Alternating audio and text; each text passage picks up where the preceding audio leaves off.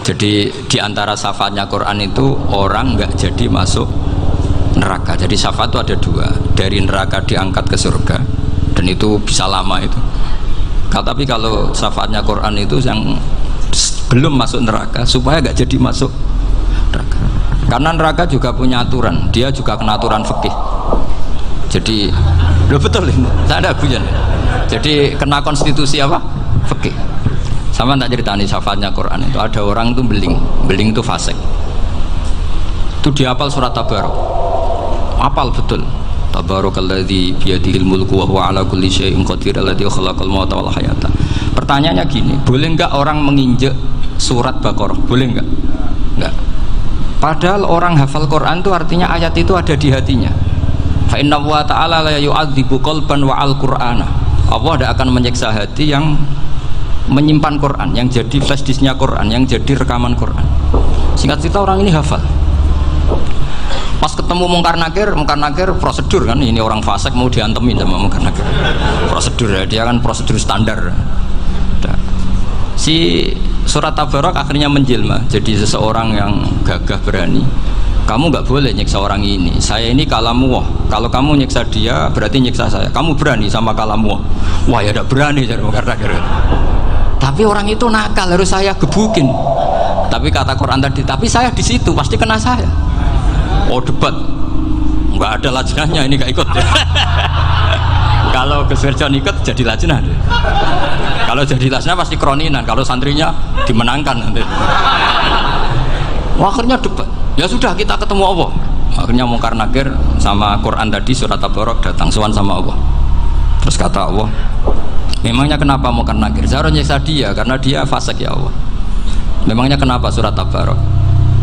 Saya ada di situ. Menurut aturan orang tuh nggak boleh injak-injak Quran. Kalau dia nutuk saya, nutuk Quran, itu harus dikasih tahu fikihnya Mungkar Nakir. Akhirnya Allah ngendikan gini ke surat Tabarok, ya sudah terserah kamu. Kalau terserah kula Gusti, Mungkar Nakir nggak boleh nyentuh orang ini. Ya sudah selamat. Sehingga terus itu sama baca di termasuk mujizatnya surat Tabarok di tafsir Ibnu Katsir banyak. Karena tadi logikanya malaikat itu juga kena aturan fikih. Sehingga banyak ulama termasuk Said Muhammad ngendikan pertanyaan Mungkar Nakir itu tidak semua orang kena.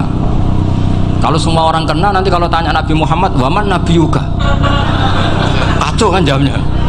Nabi kamu siapa? Lu saya ini nabi. Ya kan? Lah nanti kalau pas ketemu Nabi Ibrahim, waman abuka, jadi repot kan? Makanya ada kiai yang guyon kalau ditanya merebuka, saya ini guru tauhid sembrono. Saya ini ngajar Ummul Barohin, kamu tanya merebuka.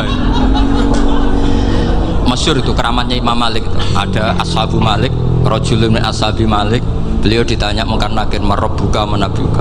Imam Malik datang, ini seumur-umurnya itu ngajar tauhid. Kamu bedai enggak sopan kamu. Nah, kita berharap barokah sampean ngaji nanti itu. Malaikat itu ono sungkane gitu. Jadi itu dan saya meskipun guyon itu serius. Bedanya orang alim sama ndak itu di situ. Kalau orang alim itu guyon itu masih bener, masih serius. Coba saya bacakan ayatnya. Ala inna auliya Allahi la khaufun alaihim wa lahum yahzanun. Terus lahumul busyra fil hayatid dunya fil akhirah. Artinya kalau Mungkar Nakir dengan penampilan garang gitu, berarti ada ketakutan apa enggak? Ada. Padahal ciri utama walinya Allah tidak ada ketakutan.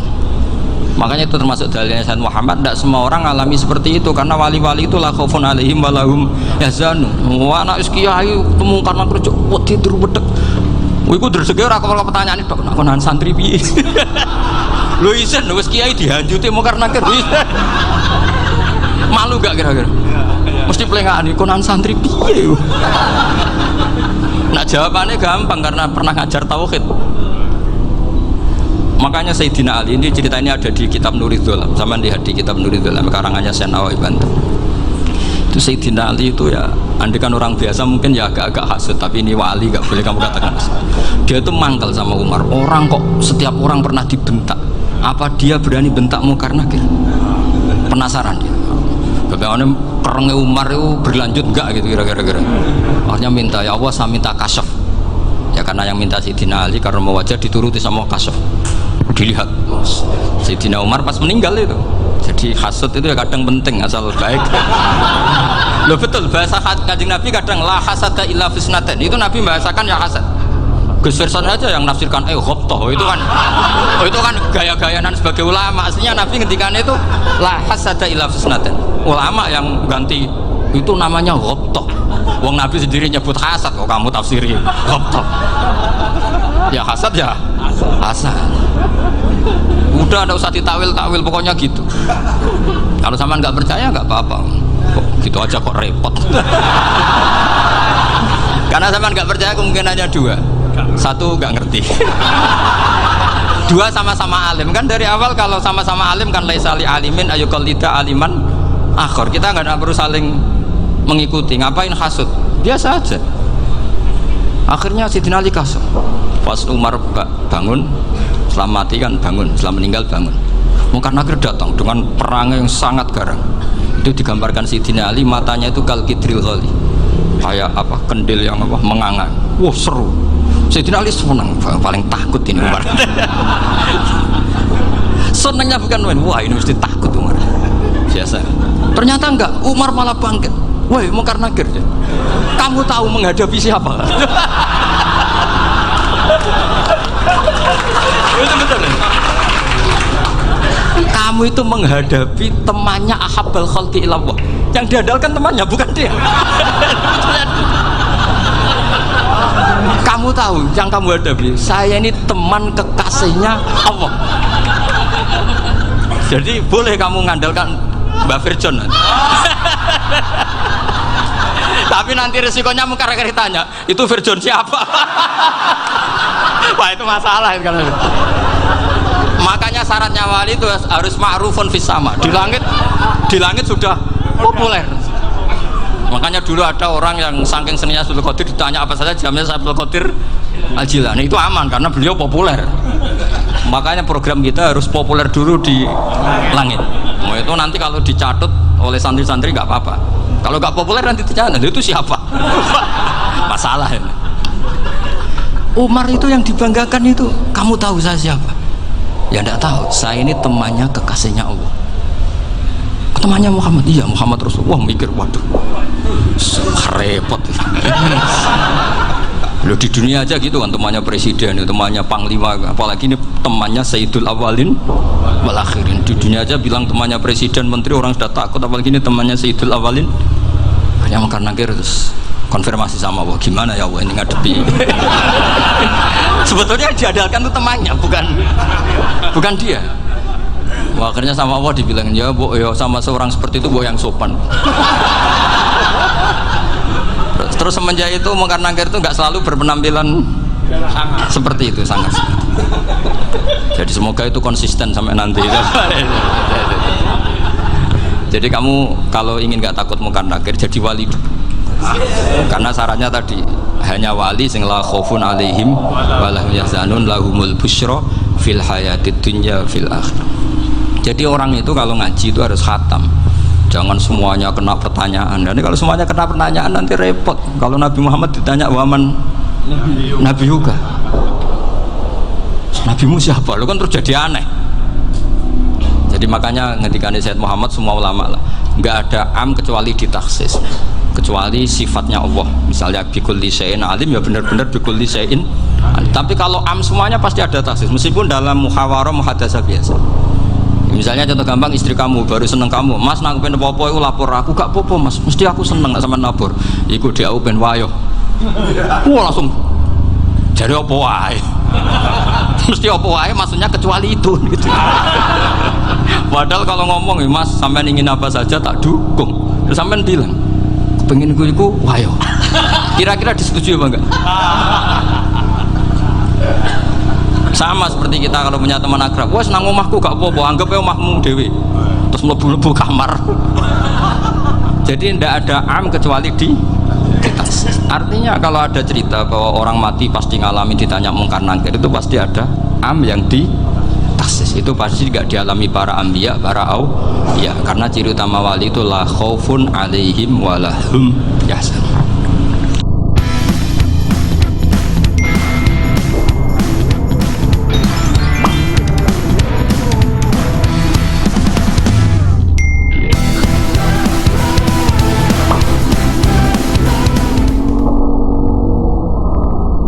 Kemudian saya yang mau cerita ya, supaya sampean bisa menghadapi dunia global ini, tak bawa tafsir Munir termasuk tadi.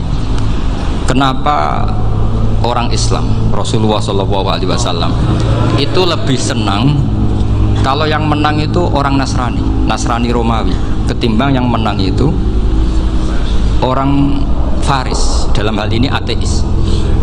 Karena orang ateis itu lebih ngeri.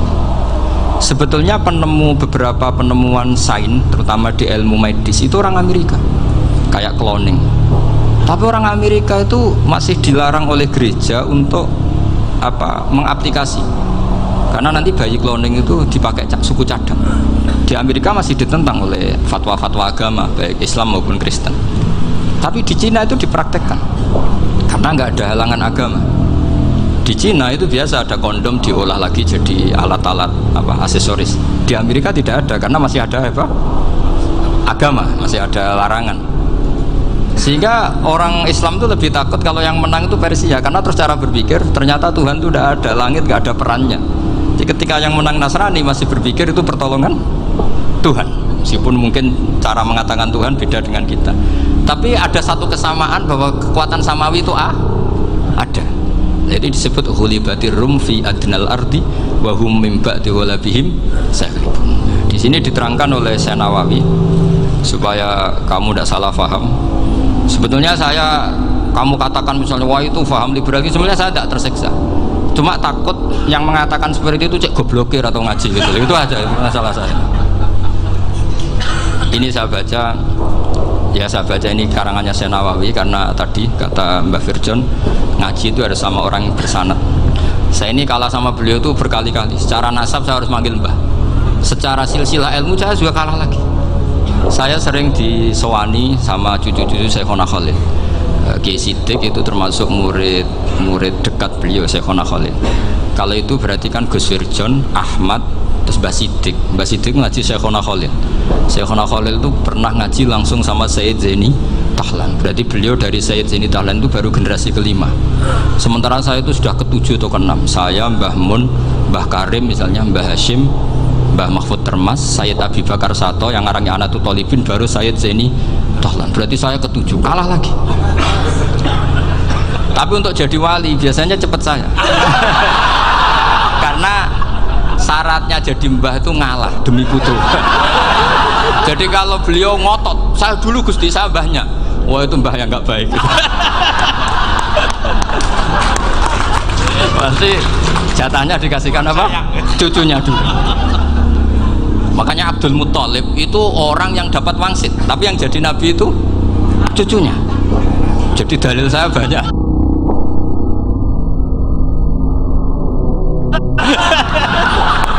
Sebenarnya Abdul Muthalib itu sudah sering dapat wangsit, karena saya bahasakan wahyu, Nabi yang protes, enggak Nabi kok dapat wahyu. Tapi sebetulnya Abdul Muthalib itu masyhur, kalimat-kalimatnya menunjukkan bahwa beliau itu sudah dapat wahyu kalau nanti cucunya itu jadi apa?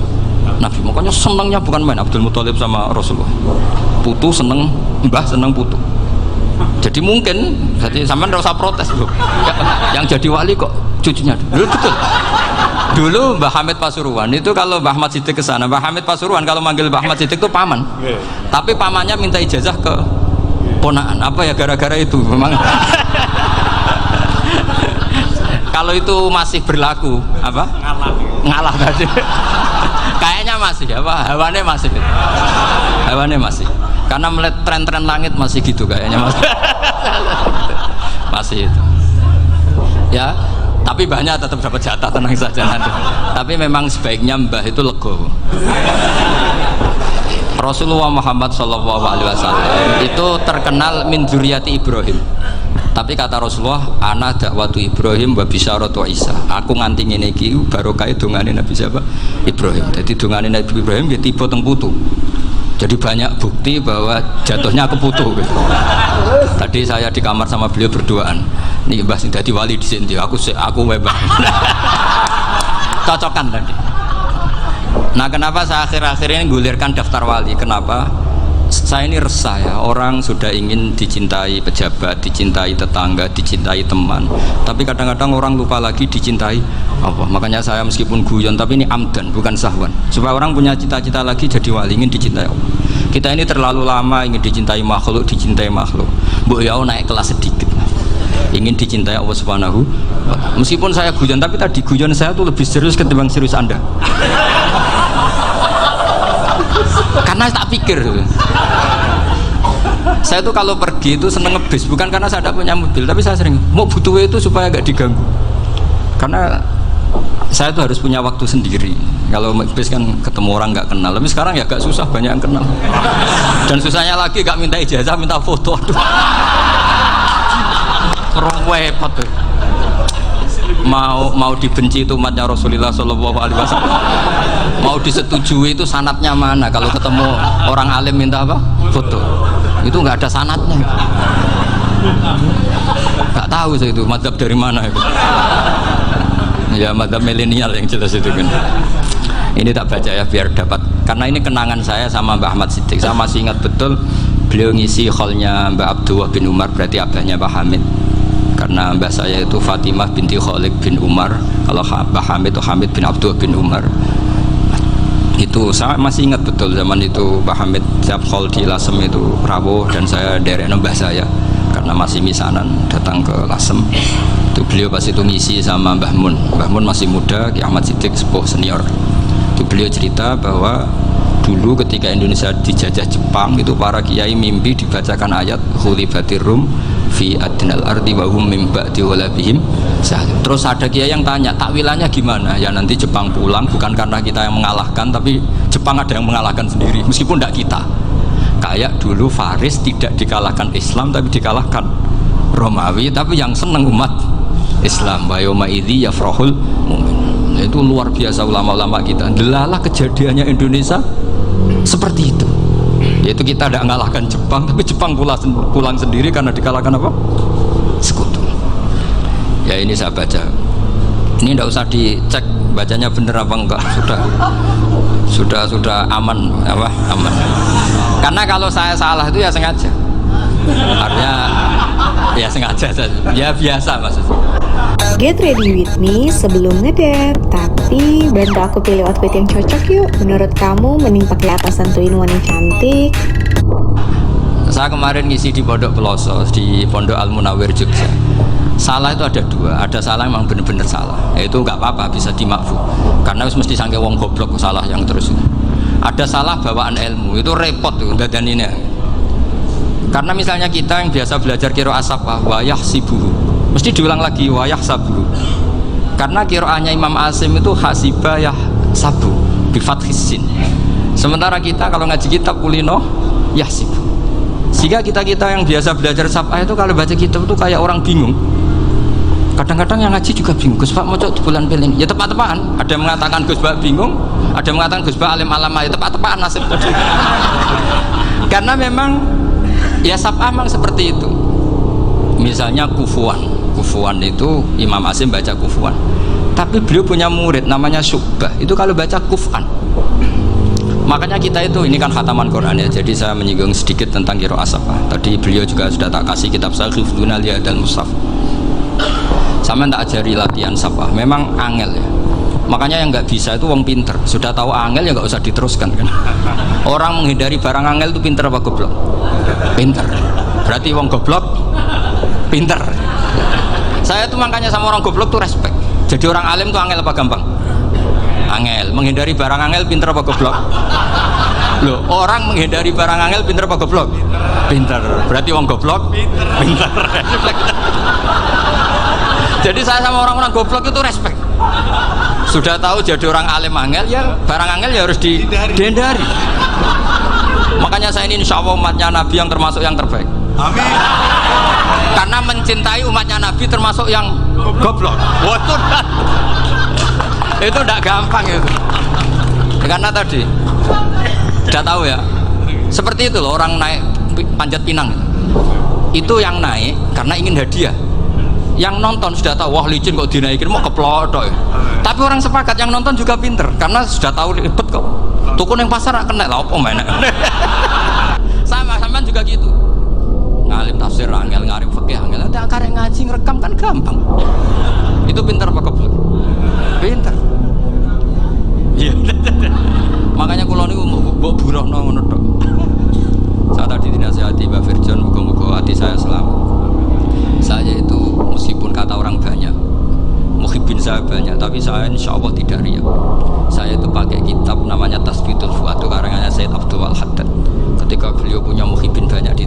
bagaimana ya Habib Anda menjaga hati Anda. Jamnya Syed Abdul Haddad itu unik. Innama azzamu Allah. Mereka itu sebenarnya menghormati Allah, cuma butuh sarana, dan itu saya. Jadi saya tahu sampean semua itu mencintai Quran, mencintai sunnah Rasul, mencintai hadis-hadis Rasul. Cuma sampean kan karena nggak paham, terus manfaatkan saya. Jadi sebenarnya saya ini korban. Korban. Jadi saya mau riak gimana? Korban kok mau. Bangganya di mana? Coba sampean misalnya ngaji tafsir, belajar sendiri kan susah. Terkibnya susah, maknanya susah, bahkan beli kitabnya kadang tidak kuat. Untuk jadi alim tafsir itu kan harus beli kitab. Saya sering belajar kitab 7 jutaan. Tafsir Tobari, saya pernah beli kitab Fakhrur Razi itu berapa coba? 27 jilid. Karangannya Fakhrur, belum karangannya ulama modern Imam Sa'rawi. Itu berapa jilid? Itu jutaan. Saya kemarin juga dihadiahi kitab Pak Quraish Shihab namanya Faidul Bari fi Syarhil Bukhari. Pak Quraish Shihab yang terkenal. Dia sering diskusi sama saya. Saya ngasih hadiah beliau ngasih hadiah saya. Oh itu harganya nggak kuat. Tidak kuat kadang di Indonesia nggak ada juga. Dan sama orang hebat menghindari kesulitan itu. Nah kesulitan itu, sebab ngaji ikut, kalau nggak paham dirukokno rekamannya sudah gitu. Pinter mana sampean nama saya? Pinter sampean kan? Bikin sosis susah, beli aja kok repot kan? Makanya nggak boleh orang bilang, wah aku goblok reso tafsir, aku wong pinter. Makanya nanti kalau saya ketemu Nabi tidak termasuk orang yang mentahkir orang Islam. Kafabil mari isman ayah kira akhawul muslim. Jadi cukup orang itu dosa kalau menyepelekan orang Islam, termasuk darani sampean goblok itu dosa. Caranya nggak darani goblok ya tadi di logika tadi. Alim itu angel, dari angel itu pinter, berarti wong bodoh pinter ya sudah gitu. Tapi tetap bodoh. Tapi ini satu cara untuk saya respect gitu. Coba orang yang ngaji tafsir saya banyak, mungkin ribuan. Itu sebetulnya mencintai Quran. Karena Quran adalah kitab suci yang panduannya umat Islam. Sangat mencintai Quran. Terus kemudian mereka nggak paham. Terus mencari orang yang memahamkan. Burono lah cara jawabannya. Terus keren saya itu di mana coba? Lah terus mereka kurang ajarnya gini. Kalau paham itu ya alhamdulillah paham. Kowe nak ngaji Gus Bae ngono tok. Tapi nek ora paham, ora nyalano akale. Mari Gus Bae nerangno cepet mulane aku gak paham. Ora kok nyalano teke sing lelet tuh. Itu kan Masya Allah, naudzubillah tenan. Sebetulnya tingkat kurang ajarnya tinggi Gus. Jadi kalau nggak paham itu kadang nggak nyalahno uteke. Kayak mau misalnya, mau mari mikir aja jelas. Padahal misalnya jelas ora mesti paham, bodoh. Paham? Jadi kata Syed Abdul Haddad, innama azzamu Allah. Sebenarnya mereka itu sangat menghormati. Makanya kita nggak perlu mengatakan wasilah itu kafir, nggak akan. Karena orang tawasul sama Rasulullah itu ingin dapat ridhonya Allah lewat orang yang dicintai. Kita mencintai wali sebenarnya, wah itu kekasih Allah. Kita mencintai itu karena mencintai Allah. Sama seperti gini, kamu mencintai kangkung apa enggak? Sebenarnya sama sekali enggak. Tapi kamu ingin sehat, ada asupan gizi. Kamu ingin tubuh kamu sehat, butuh asupan gizi. Kemudian kamu makan kangkung. Apa terus kamu cinta kangkung kan enggak? Cinta kesehatan kamu sama. Orang yang mencintai saya ingin kepuasan rohani. Saya kan termasuk kiai yang torekonya gampang. Ini swarga kan akhirnya penggemarnya banyak. Coba kalau kamu neraka. Jadi sebetulnya Anda mencintai kepuasan Anda sendiri. Nah, saya ini korban. Makanya untuk masuk surga cepat saya, korban itu cepat. Da'watul mazlum la turaddu. Laisa bainahu wa bainallah hijab. Jadi saya kalau dongo langsung seret langit. Karena mazlum. Saya sinau tafsir itu Pak, sampean bayangkan ada tafsir itu sudah 27 jilid. Sekarang Fakhrur Razi itu bulatnya bukan main. Karena dia ahli filsafat. Bulatnya Masya Allah.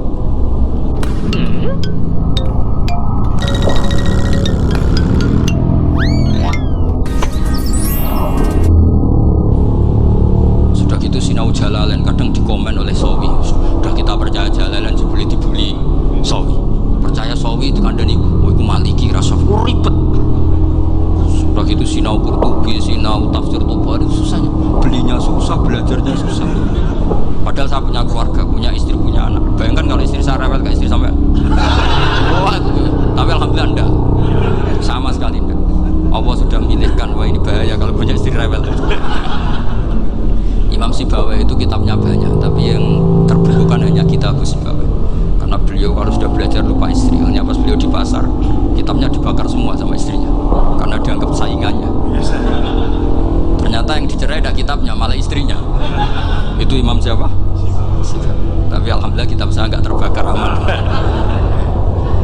Saya teruskan ya. Jadi untuk menjaga riya dilatih innama azzamu Allah. Sebenarnya mereka itu menghormati, sehingga wasail-wasail itu sebenarnya nggak pernah jadi subjek pelaku utamanya, tetap Allah. Sebab itu kata Sayyid Muhammad, kamu kok mengatakan wasilah itu kafir itu gimana? Ketika innallaha qad ba'atsa lakum taluta malika. Talut itu ya manusia. PD-nya itu apa? Inna ayata mulkihi ayyatiyakumud dabut fihi sakinatum mir rabbikum wa baqiyatum mimma taraka alu Musa wa alu Haruna tahmiluhul malaika. Jadi beliau PD itu kalau bawa sunduk semacam peti sakti, sing di situ ada baqiyatum mimma taraka alu Musa wa alu Haruna tahmiluhul malaika. Ya kayak semacam jimat, tapi saya bukan mensyariatkan jimat enggak, karena nanti banyak penjual yang pembohong juga gitu loh. Cuma cerita, kamu tidak usah mengatakan kafir. Dulu Talut PD-nya kalau bawa sunduk semacam peti kesaktian yang di situ ada baqiyatum mimma taraka alu Musa wa alu Haruna tahmiluhul malaika. Sehingga Khalid bin Walid, meskipun beliau sahabat dan menyaksikan wajah Rasulullah SAW, itu bawa sya'aratun min sya'aratihi Rasulullah SAW, bawa rambutnya Nabi. Perang kemana-mana itu diletakkan di pecinya. Nanti sama tanya lagi, masa pakai peci Khalid bin Walid itu? Wah panjang tuh, sampai itu repot. Sampai tak warai ngaji usul fikih. Usul fikih itu kalau ngaji itu ada istilah tangkihul manat. Ini mesti ini wilayah yang kita bisa berdebat sama Mbak Firjan. Dulu itu musuh saya karena saya makili Anwar, beliau makili pelosok. Tapi tahu-tahu kalah tua terus saya mundurkan diri. Di fikih itu ada istilah, ada tangkihul manat, ada tahqiqul manat, ada tangkihul. Tangkih itu kira-kira gini, lafadz hadis itu dibuang sekian untuk tahu bahwa itu madarul hukmi. Bisa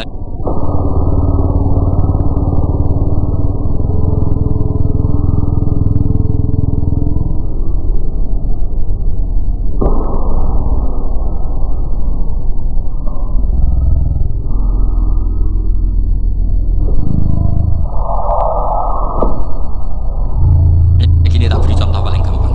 Sama harus paham, kalau nggak paham nggak pinter-pinter. Ja'a a'rabiyun ila Rasulillah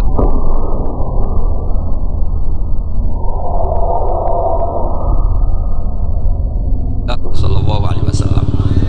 Ya karena ini menghormati Pak Ahmad Siddiq, saya orang alim, jadi ngaji ini tetap ada suasana alim. Ya harus ada suasana alim. Enggak perlu jadi orang alim, tadi susah. Sudah ngindari susah itu pintar. Sudah itu aja. Jadi orang alim susah, ngindari barang susah pintar. Berarti orang tidak alim pintar. Nah, meskipun tetap sudah itu pegangi sampai mati nanti. Loh, jadi orang alim tuh repot. Itu kata Imam Ghazali, kalau orang alim kalau mau masuk surga itu sama Allah nggak boleh. Kif, kamu nggak boleh langsung masuk surga. Coba cari umat kamu, syafaati dulu. Nah, saya takut nyari sampean nggak bisa kembali. Saya tidak punya rencana itu. Pokoknya mau masuk.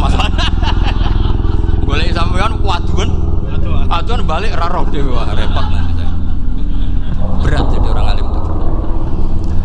Ya saya teruskan ya. Ada tangkihul manat. Ja'a a'rabiyun ila Rasulillah sallallahu alaihi wasallam. Faqala ahlaktu wa ma ahlakaka qal waqtu imraati fi nahari Ramadan. Ya sidang kita, saya ini rusak ya Rasulullah. Kenapa? Karena saya menjima istri saya fi nahari Ramadan. Kata Nabi, kamu harus bayar kafarah. Napa Nabi kafarah? Puasa 2 bulan. Wong baru 1 hari aja terjadi gitu kok disuruh puasa 2 bulan. Ya tidak kuat ya Rasulullah. Baru berapa hari saya puasa aja kecelakaan seperti itu. Apalagi kalau sampai 2 bulan. Tidak ya Rasulullah. Ya sudah kalau gitu kamu pertama ngasih makan apa? Itku rokobah kan, pertama merdekakan budak. Tapi kan sekarang nggak ada budak, makanya terus sekarang langsung puasa. Wah ini nggak bisa semua. Ya sudah ngasih makan orang 60. Kasihkan siapa ya Rasul? Ya orang fakir. Saya ini paling fakir. Di kampung saya ini orang paling fakir. Jadi mulai dulu orang fakir itu hubungan suami istri itu paling lancar. Mulai dulu. Makanya orang fakir itu anaknya banyak. Karena hiburannya hanya itu. Wong Ramadan aja. Coba mau ke ATM nggak punya uang, mau antri di bank nggak punya, mau apa coba? Itu mulai dulu. Ini sanatnya mutasil. Akhirnya sudah sanksinya kan tadi itqu raqabah atau puasa 2 bulan berturut-turut atau ngasih makan 60 orang miskin.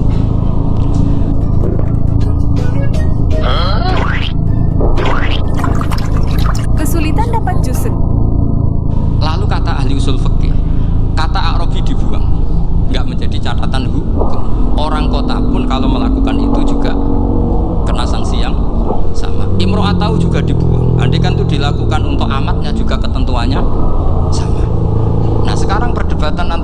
Syafi'i dan Imam Malik begini. Sekarang pertanyaan gini, jima istri itu hukumnya boleh apa haram? Boleh kan? Lalu kalau ada orang tanpa udzur kemudian makan siang-siang, cara Imam Malik hukumnya sama, harus kena sanksi yang sama. Karena sama-sama hadku hurmati Ramadan bi ghairi udzrin syar'iyyin. Sama-sama merusak hukum Ramadan tanpa udzur syar'. Lu jima itu udah zina. Kan hukumnya jaiz. Nah, sekarang makan hukumnya jaiz, harusnya juga kena ketentuan yang sama. Cara pikirannya Imam Malik. Nah, alhamdulillah Imam Syafi'i gak setuju. Wah, cara setuju repot. Bahkan orang-orang Syafi'i sudah punya khilah. Kalau gitu minum dulu. Biar tidak kena. Iya, biar iftarnya pakai minum. Setelah minum baru jima kan. Ini sudah menyiapkan khilahnya. Ini khas Syafi'i ini, bongsong rekayasa hukum. Nanti bisa belajar jauh cara ngakali hukum. Makanya guyonan yang masyhur Gus Dur itu gitu. Ada seorang kiai atau Gus, ya punya salah, namanya manusia kan punya salah, entah cangkrut apa, pokoknya punya salah. Ada wartawan yang ngiranya semua kiai itu orang suci, sehingga tanya sama Gus Dur, Gus itu ada kiai ya pokoknya salah lah gitu. Tapi jangan bayangkan dosa besar, enggak, kecil-kecil aja. Itu gimana itu? Padahal kiai kan orang suci itu kan. Jawabnya Gus Dur lucu. Ya justru yang boleh salah itu para kiai. Kalau kamu nggak boleh.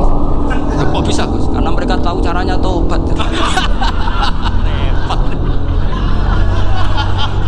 Kalau kamu nggak tahu caranya, sama pelanggaran hukum itu ya harus pakar-pakar hukum.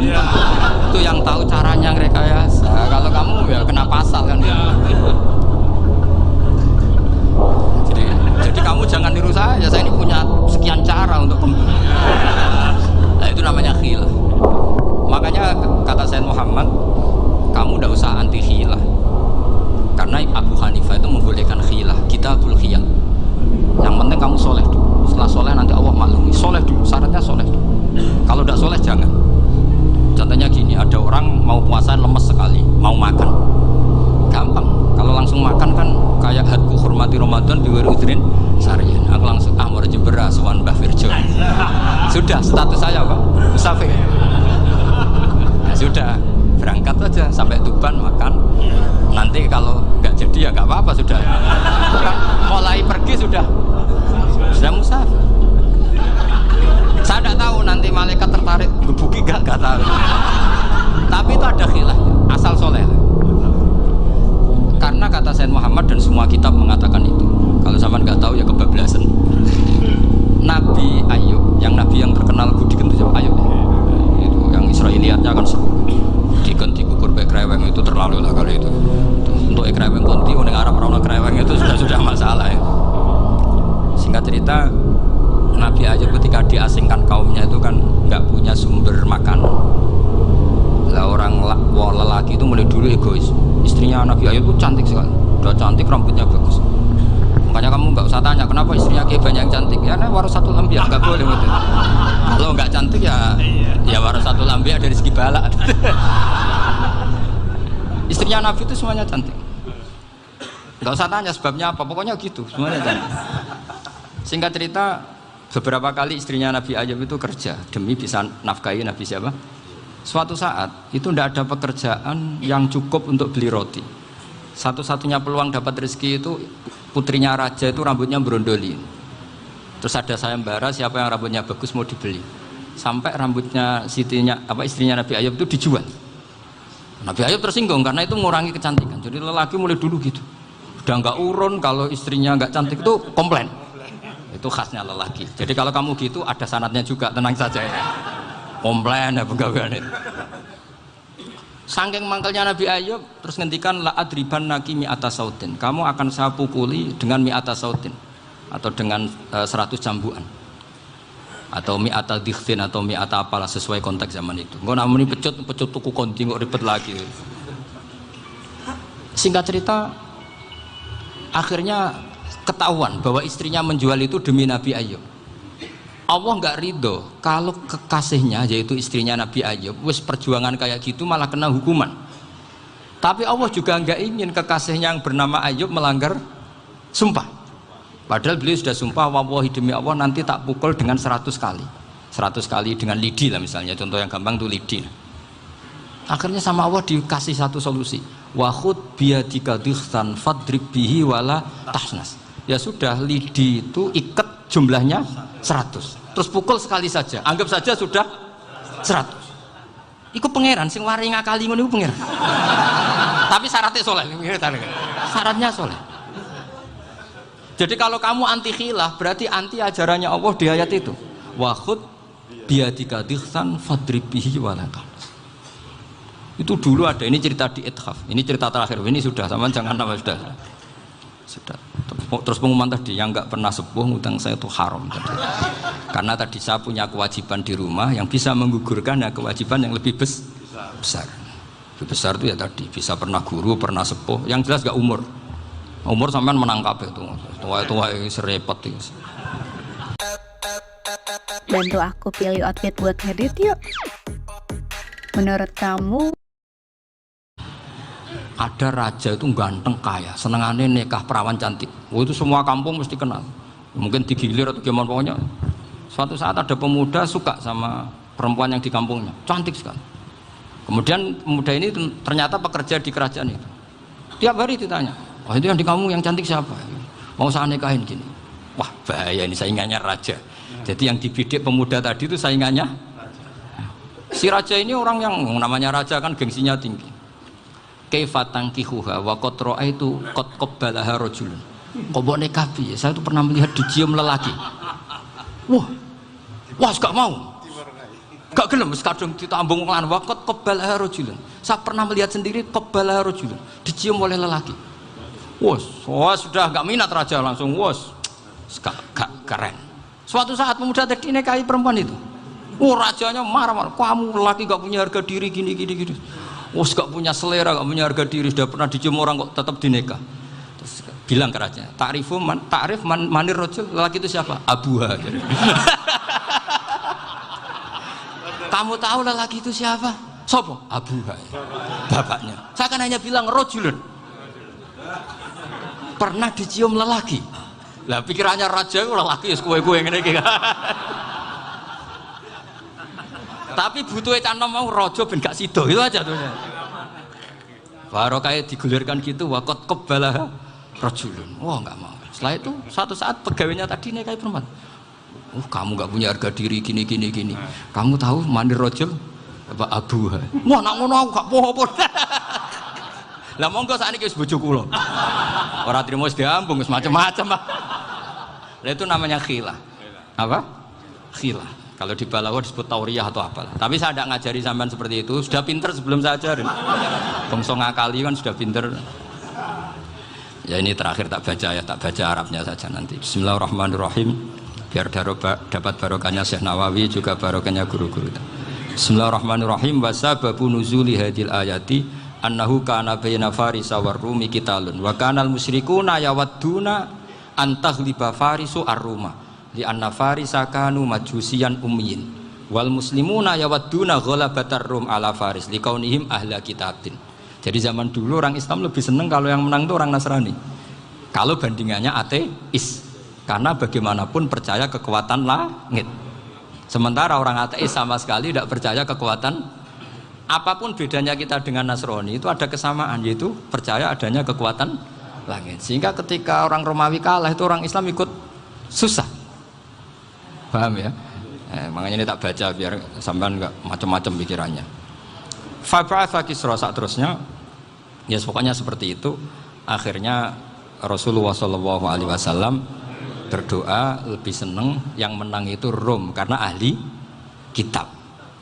Artinya apa? Kemenangan ahli kitab adalah kemenangan makhluk atau hamba Allah yang mentautkan kekuatan kita di bumi dengan kekuatan langit. Makanya saya berharap selain kita ikhtiar medis, kita harus memperbanyak istighfar. Bagaimanapun semua itu dari Allah Subhanahu wa Ta'ala. Kita menghormati negara dengan ikhtiarnya, tapi saya mohon sekali kita juga istighfar, karena semua itu juga ditentukan oleh Allah, oleh langit. Ya, saya kira demikian. Assalamualaikum warahmatullahi wabarakatuh.